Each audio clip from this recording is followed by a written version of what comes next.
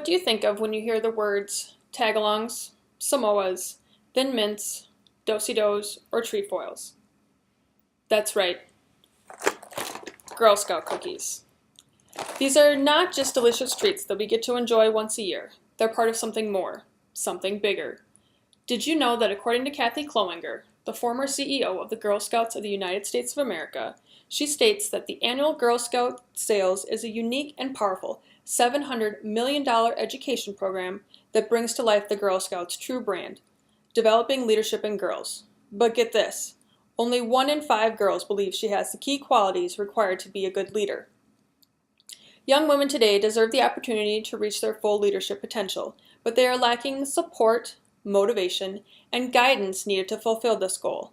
With programs like the Girl Scouts, ToGetHerThere.org, and LeanIn.org, the opportunities for girls and women alike have the resources available for them to become the leader that they want to be, but they can't do it alone.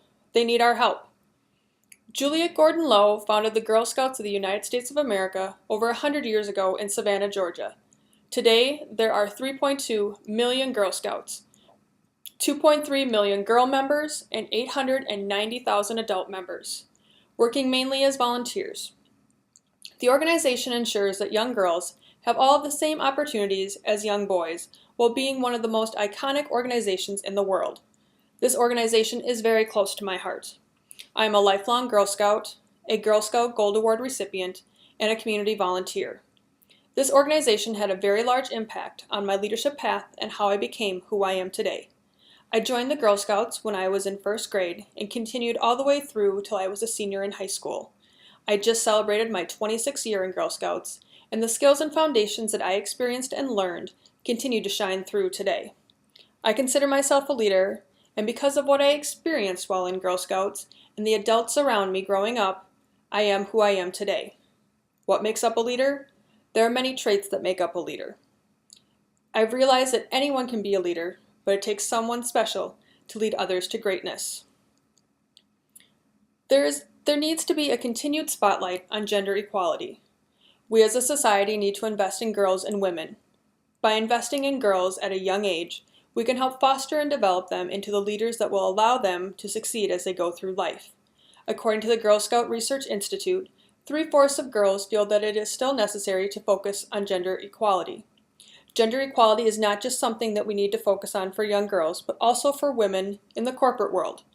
Women are still underrepresented and discriminated against in leadership roles when compared to men.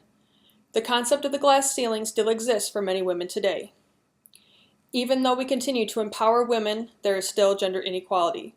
The leadership deficit in our country continues to play itself out daily. The corporations are in crisis, banks are in turmoil, politicians are in polarizing opposition, and millions of citizens in desperate need of work.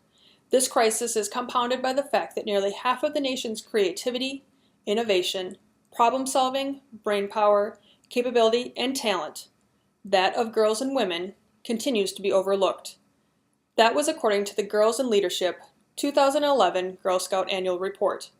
Hillary Clinton states it best when she said, "Women are the world's most underused resources."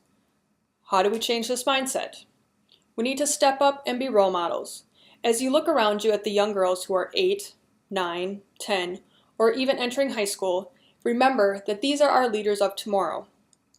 By continuing to become involved in the lives of young women, we can make a difference. When adults encourage youth to lead, they themselves experience positive outcomes.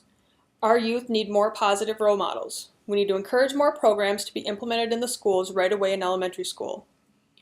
Such an idea would be having high school students come to the classroom to speak to the younger girls about being leaders, student athletes, what it's like to be in that other school, or really anything.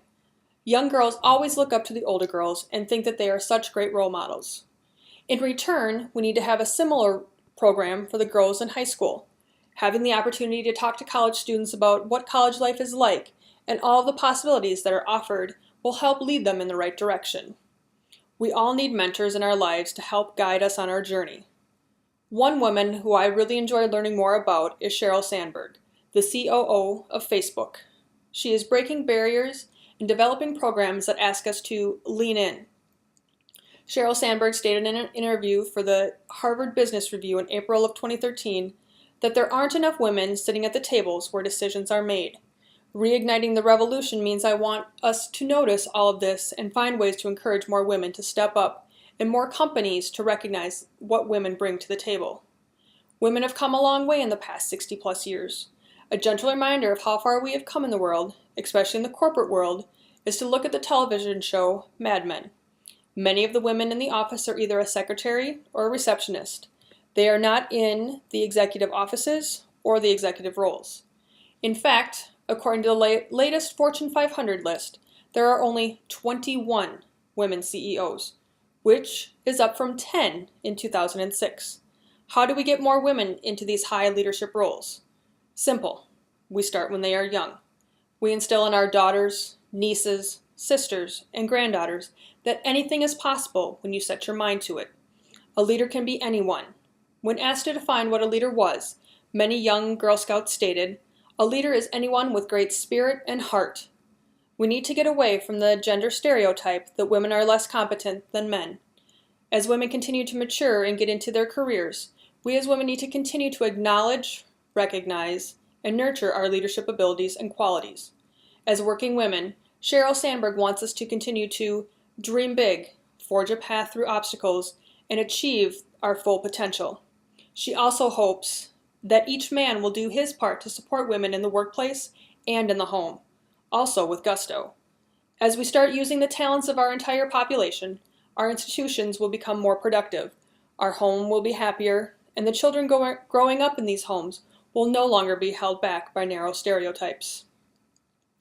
By having a spotlight on gender equality, taking community action, and participating in these activities, and becoming a role model, we can help young women achieve their true inner leader. Young women today deserve the opportunity to reach their full leadership potential, but are lacking the support, motivation, and guidance needed to fulfill this. With programs such as the Girl Scouts, the opportunities for girls and women alike are endless. We want them to become the leaders. We want them to become more CEOs, COOs, and CFOs. But they can't do it alone. They need our help. Programs such as the Girl Scout Cookie Program is so much more than just the tasty treats. It offers young girls the opportunity to set goals, make decisions, learn money management, have more confidence in dealing with people, and learning how to run a business the right way. All of these aspects are what we look for in our leaders. These are lifelong skills that are being taught to millions of girls across the country. The concepts, programs, and offerings that are provided by the Girl Scouts of the United States work, and they work with the help of volunteers. So in addition to just buying the box of cookies in February, take an opportunity to volunteer, mentor, or be a role model for the younger generation. They are strong young women, and they are tough cookies.